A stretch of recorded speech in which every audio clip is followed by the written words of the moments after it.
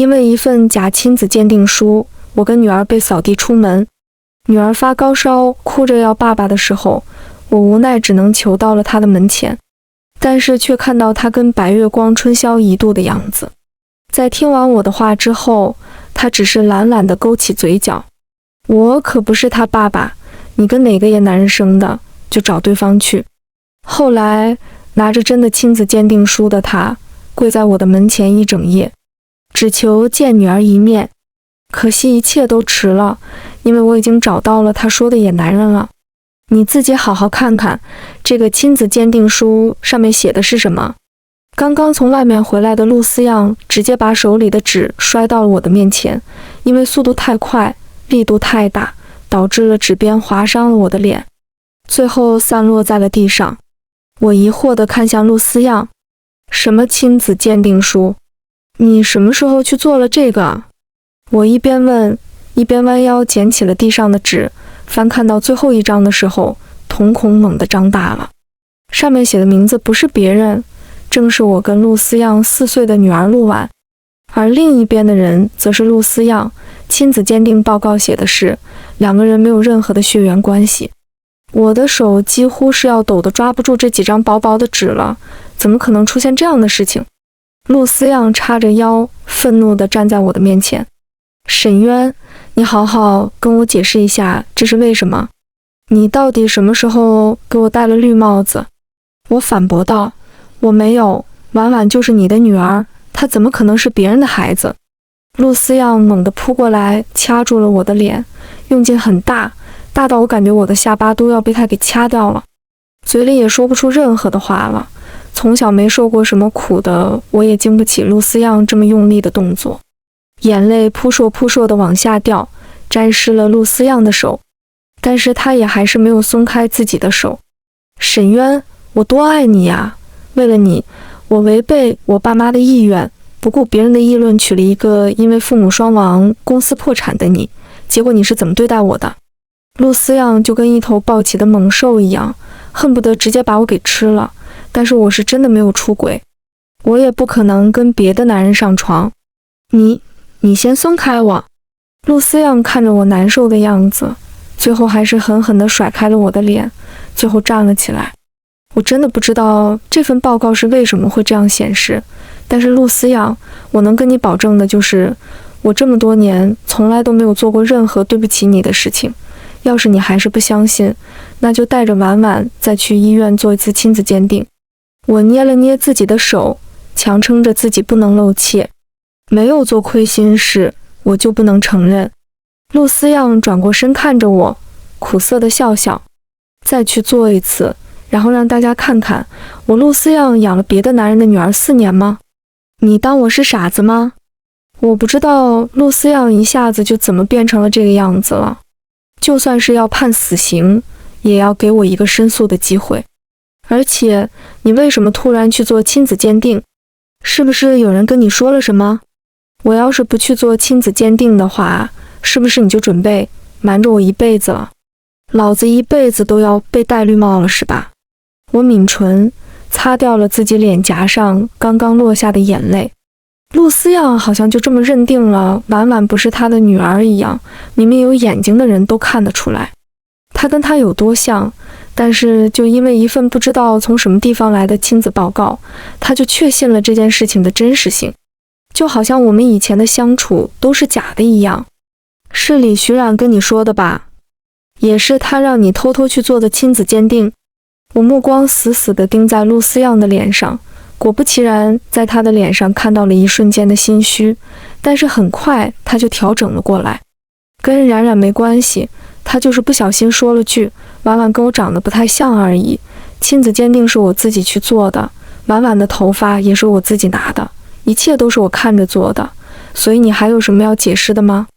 李徐冉，陆思样的白月光，以前自视清高，看不起他这样的有钱人追妹的手段，直接拒绝了陆思样，然后却在大学毕业之后跟着有钱人出国留学去了。没想到过了这么多年，他又再次回来了，而且这次还是冲着陆思样来的。早在半年前，我就发现了李徐冉的存在了。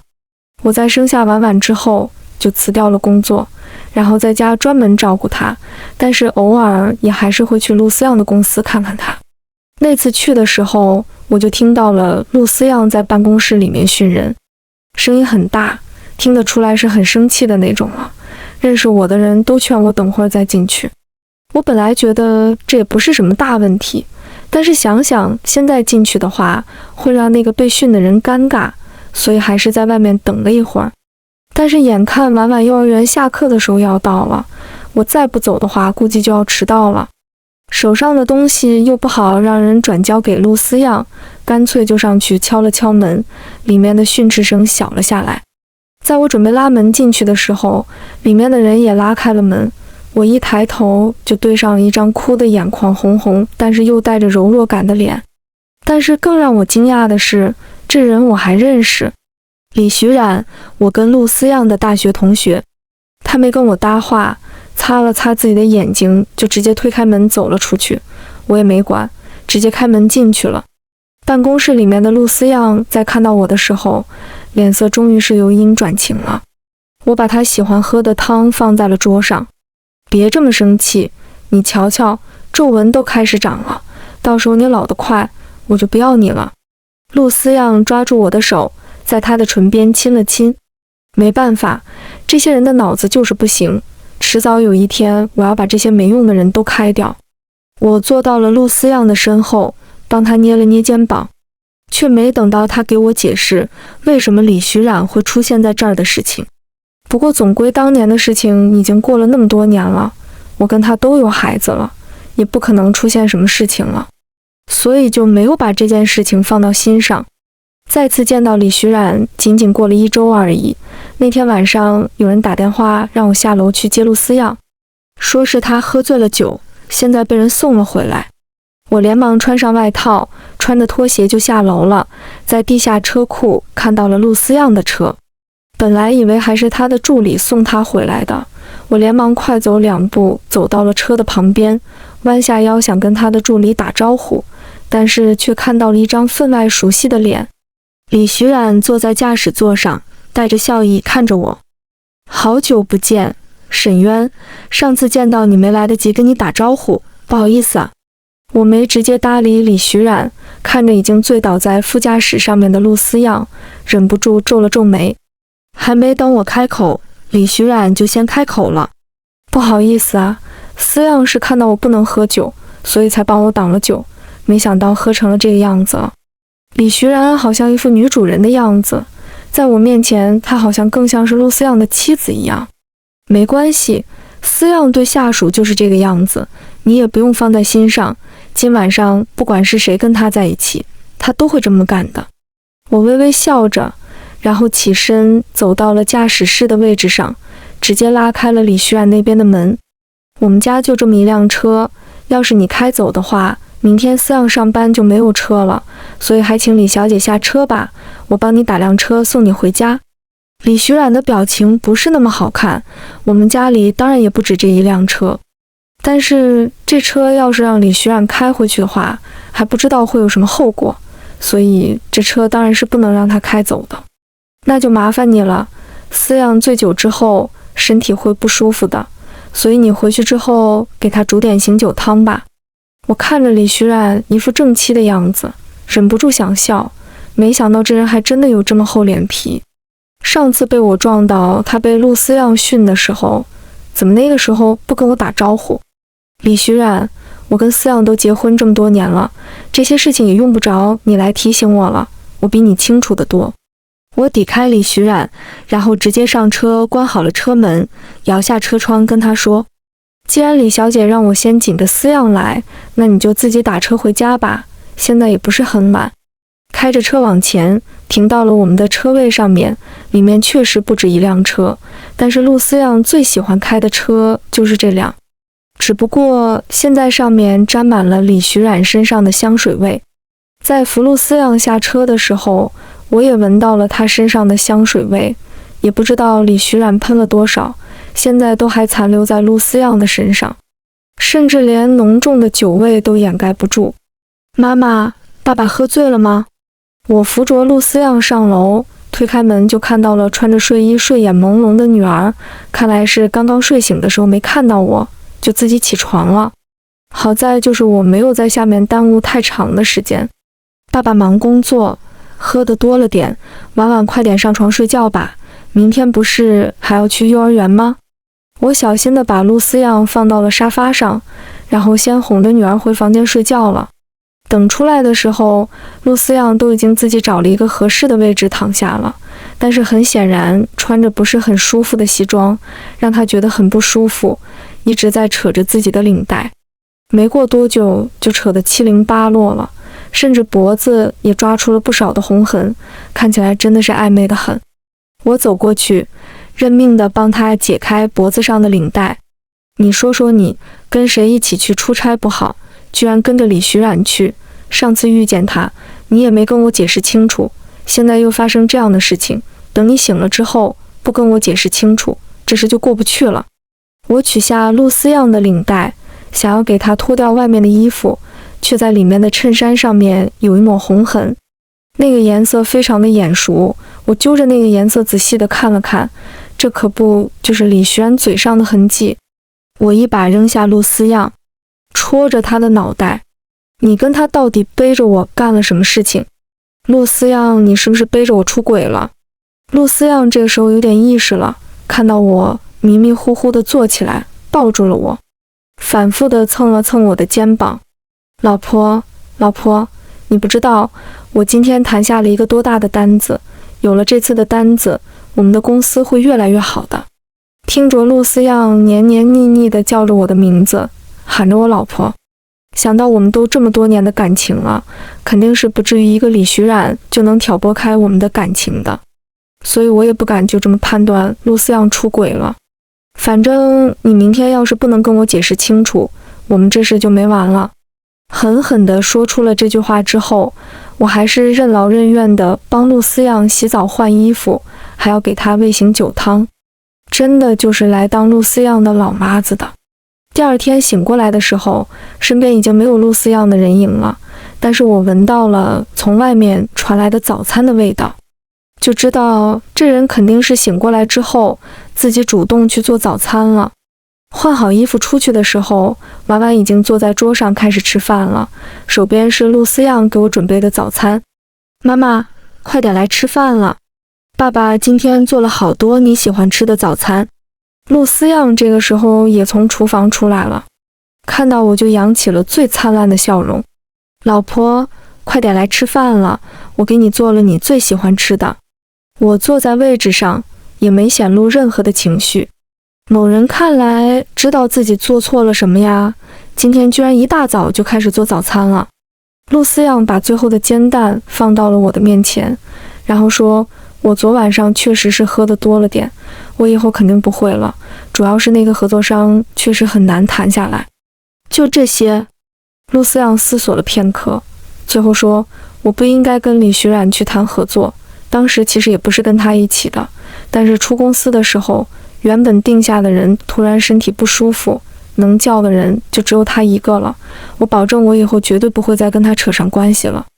我也不是那种有理不饶人的人，既然露丝样解释清楚了，也跟我保证了，所以我也就没有把那天的事情放在心上了。但是我不知道的是，第二天李徐冉就把自己一个人打车回家的事情跟露丝样提了一下，但是很显然那个时候的露丝样也没什么表示，也可能是当时的露丝样还在因为以前李徐冉拒绝他的事情而记仇，所以就算是李徐冉跟他说了自己回家差点出事的事情，也没有来找我说事。但是有的时候小事积累到了一起，爆发的那天才是最恐怖的，更何况是对李徐冉还有点感情的露丝样。那天晚上的事情发生之后，李徐冉确实是很长一段时间都没在我面前出现过了，但是很显然，不出现也不代表是他消失了，也不代表李徐冉消掉了对露丝样的感情。过了1个月之后，露丝样好像开始越来越忙了，很多时候都不怎么回家了，就算是回家也是在家待上几天，然后就飞往各地去出差了。我忍不住念叨他，婉婉这个月都没怎么见过你了，你什么时候才忙完这次的事情？陆思样放下了手上的书，然后开始翻过身来搂住我。这段时间确实太忙了，也没什么办法，不过很快就要结束了，到时候我肯定抽时间出来陪你，你不用担心的。我回抱住他，这段时间感觉陆思样好像变了不少，但是要真的说变了什么地方的话，我好像又说不上来，最后只能嗯了一声，陷入了梦乡中了。自然也不知道，在我睡着了之后，陆思样接到了一个电话。不是我不负责，那天晚上就是意外，而且当时你是怎么说的？现在来跟我说这些，你到底是什么意思？我不可能离婚的，渊渊给我生了一个女儿了，我怎么可能离婚？你别想了。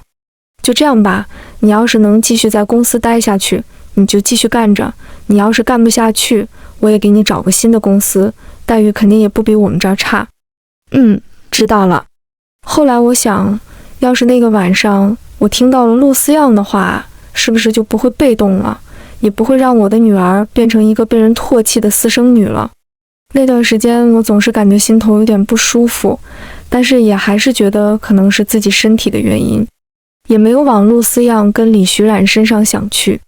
直到1个月前，我收到了一张照片，是陌生号码发过来了，上面是穿着黑丝的李徐冉亲密地靠在陆思样身上的样子。照片看得出来是偷拍的，应该是公司的某个员工，但是是怎么拿到我的号码的，这就不得而知了。嫂子，你还是查查吧，他们这个样子已经不是1天2天了。我放大了图上的照片，看到陆思样的态度不是那种拒绝的样子，心里就凉了一半了。平时要是有人靠陆思样这么近的距离的话，他早就躲得远远的了，更别说还像现在这个样子了。所以他们2个到底是什么时候发展成这个样子的？我恍惚间觉得自己这几个月好像错过了太多的事情了。存下照片，我没有回复那个人的消息，但是我在心里默默做了打算。陆思样回来的时候身上带着酒气，以往很多时候他喝酒都是在外面默默地散掉了酒气，然后才回来的，但是现在的他似乎是一点都不在乎身上的味道会不会熏到我还有婉婉了。你解释一下。我把手机摔到了陆思样的面前，他拧着眉头看着我的手机，然后表情逐渐由不解变成了不耐烦。这谁拍的？这跟谁拍的没关系，我就问你，你跟他有必要靠得这么近吗？是不是过段时间他就要坐在你的腿上办公了呀？陆思样眉头狠狠紧皱着，你又发什么疯？我们不过是靠得近了一点而已，什么都没有发生，你脑补这么多干什么？我脑补这么多，你自己看看，自从李徐冉回来之后，你就变成了什么样子？天天不着家，是不是在外面跟他住在一起呢？我走到陆思样的面前，狠狠地盯着他。今天要是拿不出什么理由来，我们之间的关系就没什么必要继续了。这跟他有什么关系？沈渊，你是不是在家闲得发疯了？是不是个女人靠近我，你就觉得人家跟我有点什么呀？我觉得陆思样就是在逃避我的问题，我只是想知道他跟李徐冉到底是什么关系。她是别的女人吗？她是你的爱而不得，是你的白月光，你是不是忘记了当初你追求她的时候，场面闹得有多大？当年陆思样大学开始就追求李徐冉了，但是很显然当初的李徐冉并不想要跟他在一起，所以直接拒绝掉了陆思样，也就有了之后我跟陆思样的事情。但是这也不代表我就放下了之前他大肆张扬跟李徐冉的事情。有的事情不是不提到就能放下的，而是一直闷在心里罢了。你为什么还要提这件事情？就算是当初我跟他在一起了，那也是过去的事情了，我都跟你结婚这么多年了，你还揪着这个不放干什么？我什么时候揪着不放了？是你对他还念念不忘，人家一回来你就跟舔狗一样贴上去了，你敢说自己对他没有别的心思吗？陆思样红着眼盯着我，所以这是你针对他的理由吗？我什么时候针对他了？上次他送我回家，明明家里面有那么多车，为什么你偏偏让他一个人打车回去？你知不知道他差点出事？沈渊，你什么时候变成这样的人了？我愣愣地看着陆思样，好像是在看一个陌生人一眼。原来他是这么想我的。不说当时时间多早，就算是我让他自己打车回去，这又有什么呢？陆思样，我才是想问你，你什么时候变成这样的人了？就算当时他出了事情，也是他活该。他一个重重的巴掌扇到了我的脸上，陆思样脸上带着不可置信看着我。沈渊，这样恶毒的话你居然都能说得出口，你真的是好歹毒的心啊！我捂着自己的脸，结婚这么多年，就算是陆思样跟我吵过架，冷战过，说过离婚，但是他从来就没有打过我。但是现在为了李徐冉，他居然对我动手。爸爸，不许你欺负妈妈。婉婉不知道什么时候站在了门口，也不知道到底在门口站了有多久了，是不是看到了陆思样刚刚打我的事情了？我抹了抹自己脸上的眼泪，然后跑到了婉婉的身边，蹲下身抱住了她。婉婉没事，妈妈没什么事情，你们早点休息，今天的事情就这样吧，以后不要再提了，李徐冉我会把他调走的。说完，陆思样就直接转身离开了。在门关上的那一瞬间，我的眼泪掉了下来，婉婉的小手轻轻地放到了我的脸上，小心翼翼地擦掉了我脸上的泪。妈妈不哭，婉婉保护你。婉婉用小小的身躯把我拥入了怀中。在父母去世之后，好像就没有人会这么对我了。把婉婉哄睡了之后，我独自在床边坐了很长的时间，长到天边已经开始泛白了。我才想好到底要怎么处理今天的事情。转身看到女儿画的一家人的话，最后还是把昨晚上的时候憋到了心里。以前总是想，如果丈夫家暴且没有感情的话，那为什么还不选择离婚呢？现在看来的话，好像一切都不是那么简单的。我默默收拾好了所有的东西，然后收拾了一下自己的样子。昨晚上被打的地方已经肿了起来，因为没有做好处理，所以现在肿得已经没眼看了。这样的样子肯定是不合适再送婉婉去上学的。我只能给老师打了个电话，然后帮婉婉请了个假。从那天晚上开始，我跟陆思样的关系就陷入了不温不火的状态中。我也从主卧搬到了女儿的那间房间，每天晚上都跟女儿一起睡。陆思样本来想说什么的，但是看我一副不搭理她的样子，也就放弃了跟我说话。但是随着时间的推移，我也越发觉得在这个家里很压抑，想出去工作，但是婉婉的年纪又太小，而且让陆思样照顾的话，她肯定是不愿意的。于是我只能一边拾起自己以前的特长，一边在网上接一点翻译的工作，这样好歹还能攒下一笔钱，到时候要是真的离婚的话，还可以让自己不显得那么的狼狈。但是谁知道，还没等我的兼职赚到很多钱，就出了现在的这件事情。我捏着亲子鉴定，死死地咬着唇。我说过了，我没有出轨就是没有出轨，婉婉就是你的孩子。陆思样像是很不耐烦的样子，在沙发上坐下。但是现在报告就摆在我们的面前，难怪上次吵得那么凶，你都没跟我提离婚，是害怕跟我离婚了之后就没人养那个不知道是谁的野种吧？我猛地睁大了眼睛，陆思样这样的人居然能说出来这样的话。我直接给了陆思样一巴掌，居高临下的看着他。你想离婚，直接跟我说就好了。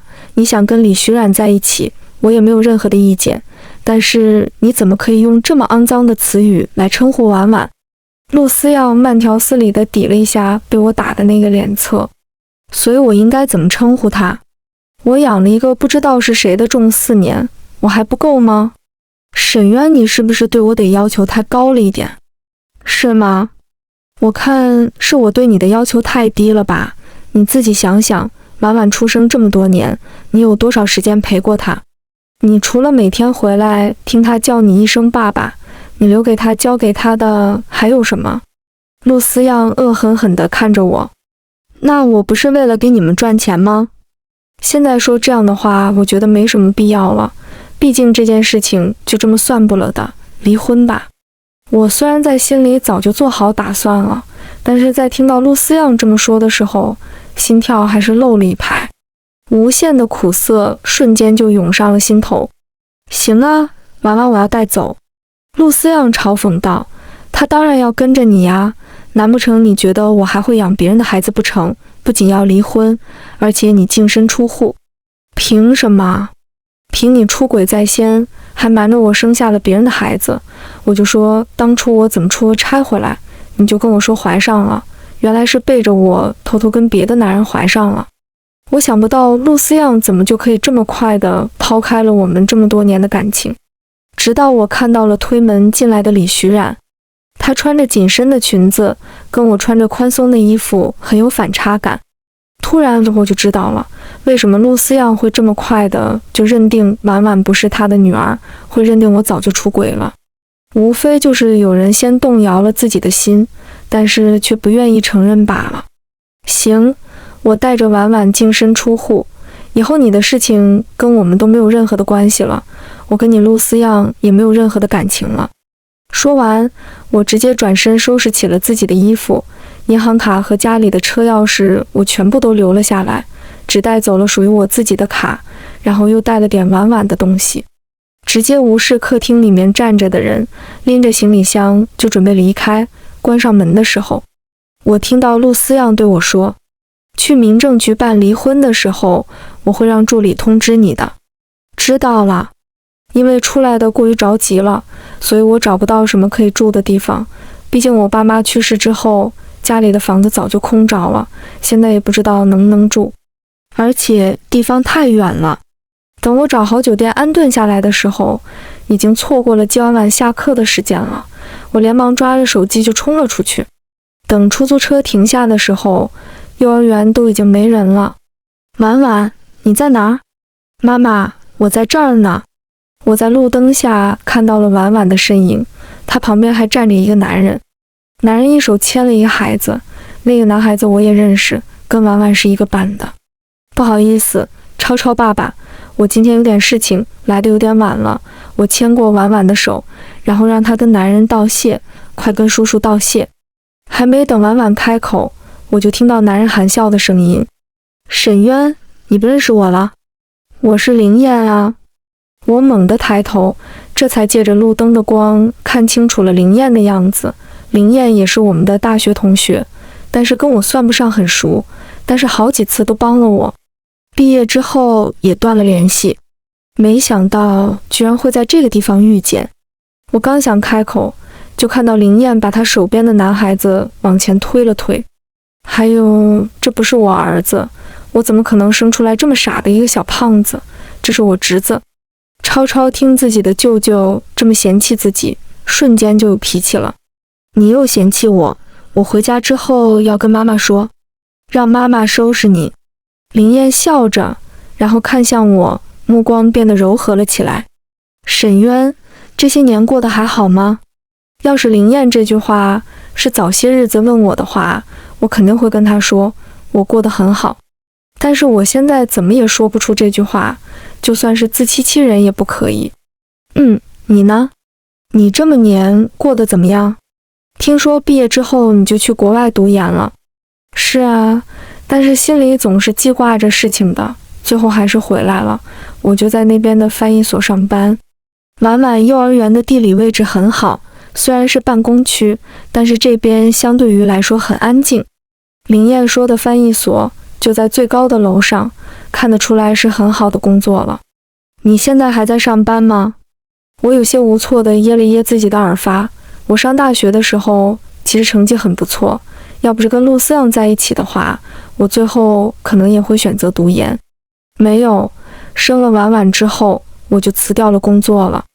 我有些紧张地看着林燕，其实我也很害怕在她的脸上看到失望的神色，好像在惋惜我做的这个决定一样。但是让我意外的是，她没有。挺好的，婉婉这么懂事又有礼貌，还是你教导的好。要是你以后等婉婉大点，还有想出来工作的想法的话，可以联系我。林燕递给了我一张名片，看到上面的介绍，我才发现，原来那个翻译所是林燕自己开的。你好厉害呀！林燕有些不好意思地挠了挠头。也还好吧，就是刚好跟一个朋友有这个想法，干脆就一起干了，没想到效果还可以。我本来也准备结束话题了，正好婉婉拉了拉我的手。妈妈，我饿了，我们回家吧。好。我抬起头跟林燕准备道别，但是她先说要送我们的事情，要是换做平时的话，我可能也就同意了。但是现在这样的情况，虽然知道超超肯定不会乱说的，但是也保不齐小孩子一下子说漏嘴，还是算了吧，我们自己回去就可以了，你还是先带超超回家吧。好在林燕也没多说什么，点点头表示自己知道了。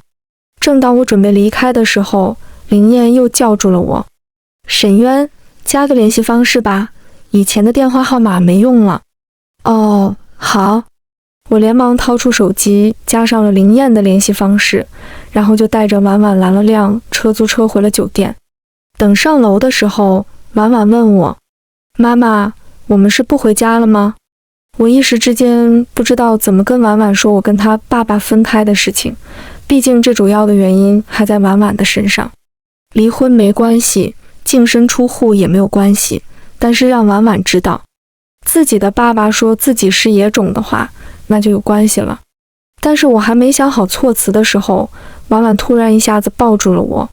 妈妈不用说了，婉婉知道妈妈跟爸爸分开了，妈妈不伤心，以后有婉婉陪着妈妈，住酒店就住酒店吧，只要跟着妈妈，不管住在什么地方，婉婉都高兴。我不知道婉婉到底什么时候开始这么懂事了，我没有高兴的想法，我只觉得自己这个妈妈做得好失败。我宁可现在婉婉跟我哭闹，我也不想要她这么懂事。在酒店住了一个晚上，第二天把婉婉送到幼儿园去了之后，我就打车回了自己的房子。离婉婉的幼儿园虽然算不上很近，但是也好过住到别的地方去了。门锁都因为老旧有些打不开了，还是费了很大的劲才拧开门锁。一打开门，一大股灰尘扑面而来，差点没把我给呛死。看着满是灰尘的家，我就知道我这段时间的任务不是很轻松了。每天早上把婉婉送到学校之后，我就回来打扫卫生，下午去接她回酒店，然后带着她吃了晚饭之后，我又抽时间完成网上的翻译工作。好在就是这几年我也断断续续地接触了不少的翻译工作，所以现在也算不上是完全的陌生。但是因为每天的精力有限，一份稿子我也还是要翻译上不少的时间才能结束，基本上每天忙到深夜。但是想想躺在自己身边的女儿，我也算是很有动力了。等彻底安稳下来了，跟陆思阳那边的离婚手续办完了之后，我也就准备出去找工作了。毕竟要是想让婉婉继续在那个幼儿园上学的话，钱肯定是不能少的，但是依靠我在网上接单也是不可能支撑起我们的开销的，所以还是得出去上班。猛地在衣服里面摸到了林燕给我的名片，我暗自做了决定。1周之后，我总算是把家里收拾出来了，也添置了一点简单的家具，手上的卡里的钱基本上也花光了，仅仅还有点吃饭的钱了。但是好在也算是终于不用住酒店了。搬进新家的第1个晚上，我就被婉婉的突然高烧给打得措手不及。她小时候经常生病，但是自从3岁之后基本都不会生病了。谁能想到这次的发烧来势汹汹，抱着婉婉去医院的时候，她也一直都在叫爸爸。我的眼泪一下子就掉了出来，原来她不是不想爸爸，是为了让我不难受，所以装作自己不喜欢爸爸，不想跟着陆思阳。这个傻孩子真的是太懂事了，懂事的让我过于心疼了。抱着婉婉到了医院之后，医生让住院观察观察，我立马就同意了下来。但是听到婉婉一直在叫爸爸，我的心还是忍不住的揪了起来。最终还是决定给陆思阳打个电话，但是电话响了很久也没人接。沈渊，我顺着声音望过去，看到了林燕，我快速地擦掉了自己脸上的眼泪。林燕，你怎么在这儿？哦，我来帮我姐送点东西过来。婉婉生病了吗？我点点头，看向病床上还在呢喃着的婉婉，最后做了一个决定。你能帮我看一会儿婉婉吗？我很快就回来。林燕虽然不知道我想去干什么，但是还是点点头。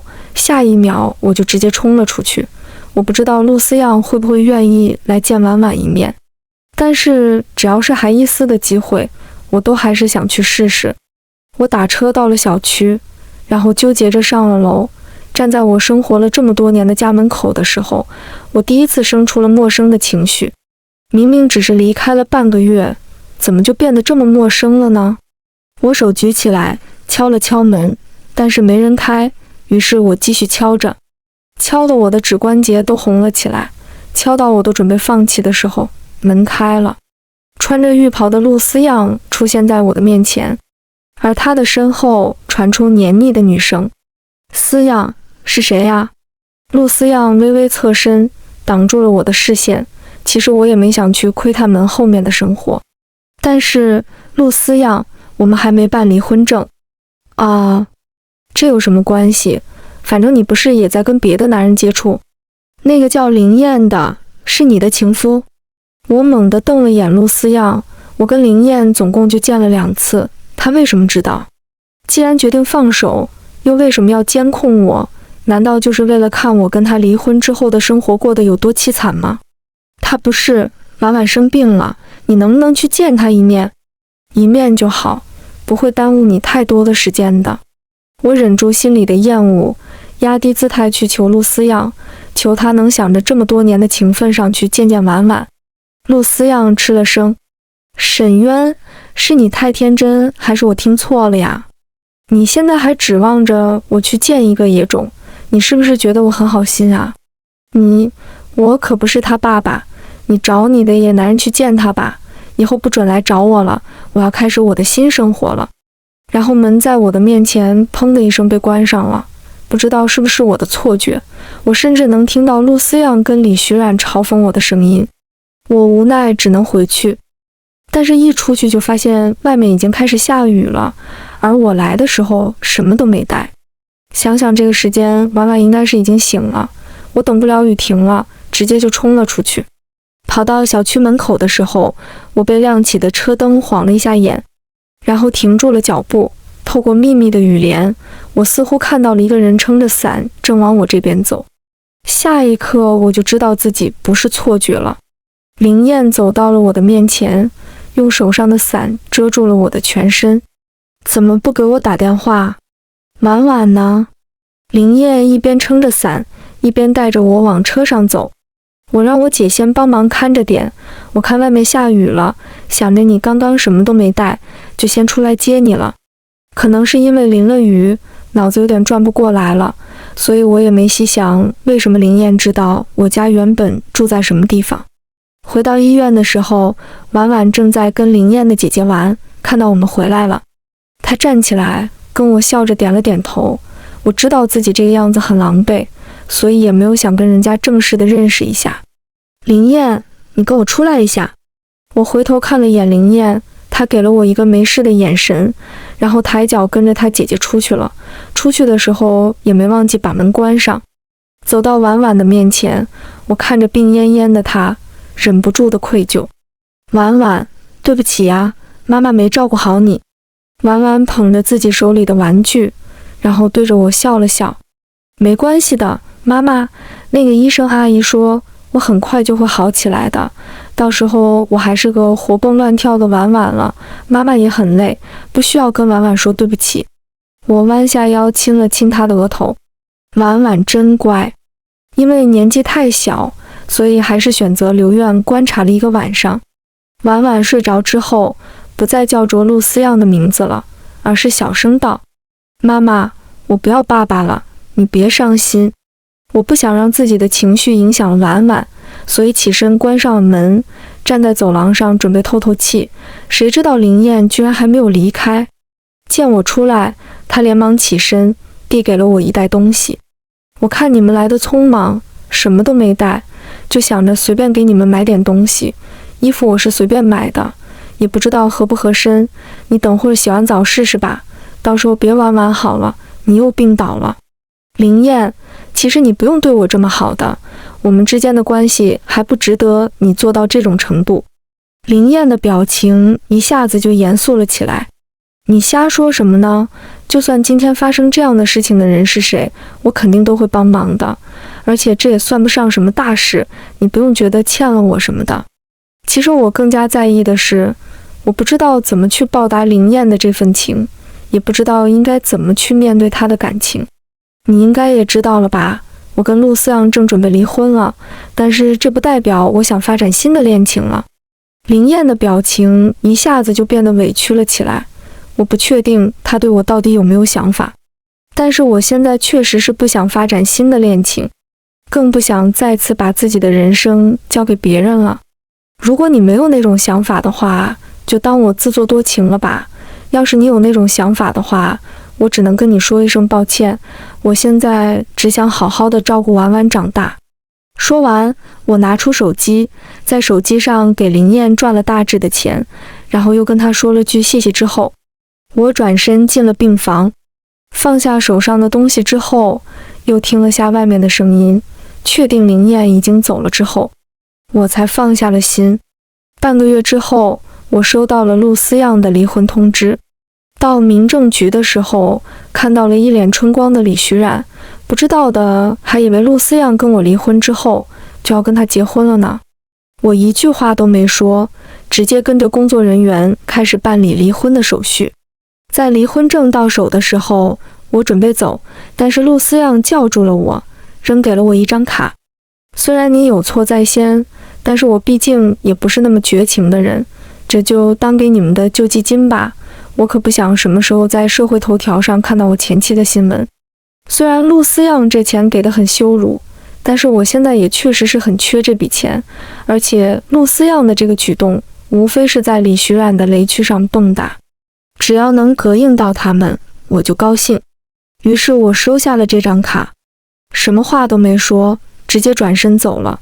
果不其然，在我转身离开的时候，就听到李徐冉质问陆思样为什么还要给我钱。陆思样是怎么说的？我不知道。回去查了一下卡里的钱，也不是很多，就4万块钱，但是对于现在的我们来说，也确实算是很及时的一笔钱了。婉婉病好了之后，我就继续开始送她去上学了。我依旧还是在网上接翻译的单子，但是也同时在准备简历。但是因为辞职的这4年确实也是实打实的空窗期，所以能写的也不算是很多。那次在医院跟林燕说过之后，我以为她应该不会再想跟我有交集了，但是没想到没过多久，她又主动找到我，问我能不能翻译文件。你自己不就是翻译吗？怎么还找我？林燕，这不是所里的人都很忙吗？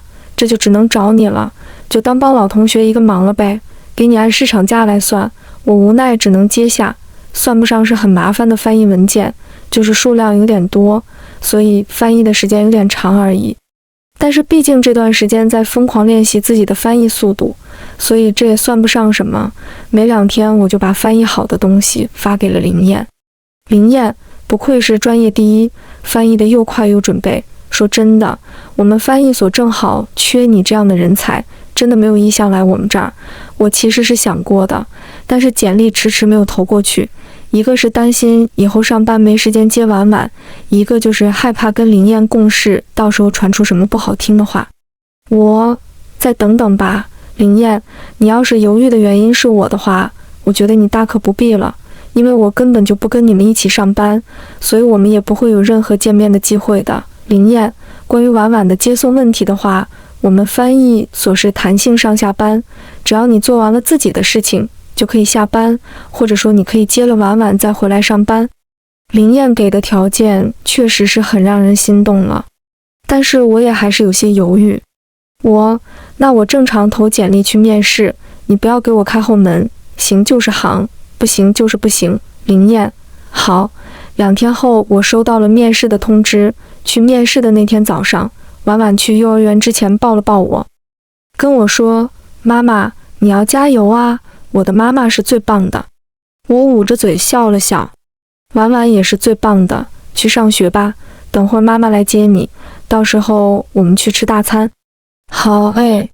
我看着婉婉进了学校，我转身向最高的楼走去。我真有种感觉，我的新生活正式的开始了。在面对面试官的时候，虽然我中间空了4年的时间，但是这也不会让我的胆怯。最后一个问题，面对您的4年空窗期，沈女士会觉得后悔吗？我不会后悔，相反，我会感谢我当年的决定。要是没有我的女儿，我可能迈不出这一步。谢谢沈女士的答复，请您稍微等等，我们现场就可以给出你是否录用的答案。我倒是没想到灵验翻译所居然这么快速，不过这也省了我后面再等了。就算是这边不过地话，我也不会让灵验给我走后面的。我想要的是靠着我的实力去得到我想要的东西。结果出得很快， HR 小姐姐很高兴地走到了我的面前。沈小姐，经过我们的商讨，最终决定录用您了。您方便的话，下周1我们就可以办理入职了。谢谢，下周1我会准时到的。虽然没有看到林燕是否在面试官里面，也不知道她到底有没有给我放水，但是我还是愿意相信，这是因为我的实力，所以才换来的工作。翻译所的工作刚刚开始的时候，也确实是比较繁忙的。但是好在就是弹性的上下班，以及婉婉幼儿园的距离，可以直接把她带到我上班的地方来。她也很乖，吃完晚饭就乖乖的在旁边等着我下班。然后我们2个又坐上我的小电驴一起回家。在收到自己的第1笔工资的时候，我发觉自己真的可以养活我跟婉婉了。那天晚上我请林燕吃了饭，在饭桌上正式的感谢了一下她。要是没有你的话，我可能也确实不会走出这一步，也可能会走出，但是肯定不是现在。我承认你开的条件真的很诱人，这都是你的实力换来的，我是真的没有给你开后门，甚至他们都不知道你跟我认识呢。我笑了一下，那还是要感谢你。我不想你感谢我，我想你给我一个机会，可以吗？林燕的目光直直地盯着我，想从我的口中听到一个满意的答案，但是我还没说，他又自己说了起来。好了，你不用说了，反正我也不需要你一个确切的答案，我就想我对你好的时候，你不会一味的拒绝我就行了。我没说话，但是默认了林燕的这个说辞。其实早在他说自己是因为放不下的事情，所以才回国的时候，我就隐隐约约地猜到了什么。但是我也确实不能那么快的从一段感情里面脱离出来。在有陆思样的消息的时候，已经是1年后的事情了。听说他的公司因为某些原因破产了，一夕之间他也从身价100万的公司老总成了普通人了。还听说李徐然卷着他剩下的钱直接跑路出国了，2个人也没领证，这追也追不回来。更重要的是，李徐冉离开之前跟陆思样说了之前的亲子鉴定书是假的事情，他无非就是想要陆思样快点离婚罢了。谁能想到他还真的那么坚信那张纸，说什么都不愿意再查验一遍。我听到这个消息的时候只是笑笑，给婉婉调整好了上小学用的书包。婉婉喜不喜欢啊？喜欢，好漂亮的书包。小姑娘背着书包去了镜子面前臭美去了。我在微信上给林燕回了消息，这就是出轨的人的报应，不过现在跟我没什么关系了。林燕，我知道跟你没关系，就是说给你高兴高兴的，所以我什么时候能正式的拥有一个身份？婉婉都承认我了，小孩子就是容易被诱惑。林燕天天弄点好吃的，哄着婉婉叫她爸爸。刚开始婉婉还能抵制住诱惑，后来就不行了，天天爸爸爸爸叫的可欢了。我装作没看到，关掉了手机。晚上林燕来家里吃饭，我本来想进去帮忙的，谁知道她又把我给推了出来。有我在，哪里还需要你来做饭？你出去歇着吧，我要开始展示我的厨艺了。既然林燕都这么说了，我当然也不会拒绝了。本来我也不是很喜欢做饭，刚坐下准备帮婉婉再整理一下书包，就听到了外面的敲门声。起身打开的一瞬间，我看到了很狼狈的陆思样，胡子拉碴也没打理，身上的衣服也是乱七八糟的。他在看到我的一瞬间，眼眶就红了，手里捏着张皱巴巴的纸。渊渊，对不起，我之前不应该轻信别人的话，我知道婉婉是我的女儿，我也不求你们能原谅我，你能不能让我见见婉婉？我把门拉得小了点，挡住了里面的画面。陆思样，你现在后悔了，但是一切都晚了，婉婉不会想见你的，你也没必要在这儿故作深情了。我没有，我就是想见见婉婉而已。我嗤了一声，当初婉婉发烧想见你的时候，你在什么地方？现在你要见婉婉了，你凭什么觉得婉婉会想见你？我死死地挡着门，突然陆思样扑通一下跪在了我的面前，求求你，让我见见婉婉吧。就在我想关门的时候，婉婉跑过来拉住了我的手。妈妈，你就跟林燕爸爸在一起吧，我很喜欢他，他对我也很好，他对你也很好啊。我摸了摸婉婉的脑袋，然后看向了门外跪着的陆思样。没用的，你就算是在这儿跪一晚上也没用的。说完，我关上了门，然后在婉婉的面前蹲下。你知道门外是你爸爸对吧？谁教你这么说的？婉婉脸上挂着狡黠的笑，指了指厨房的位置。我走到了厨房，站在门口警告林燕，你以后再教婉婉说这些话，我可跟你没完。林燕把最后一道菜盛出来，放到了盘子里面。我这叫以正当的手段为自己争取转正的机会，你这总不是说我吧？我笑了笑，帮着他把碗筷给端了出去。不知道我什么时候才能真的接受林燕，但是我知道，我正式的跟过去说了再见。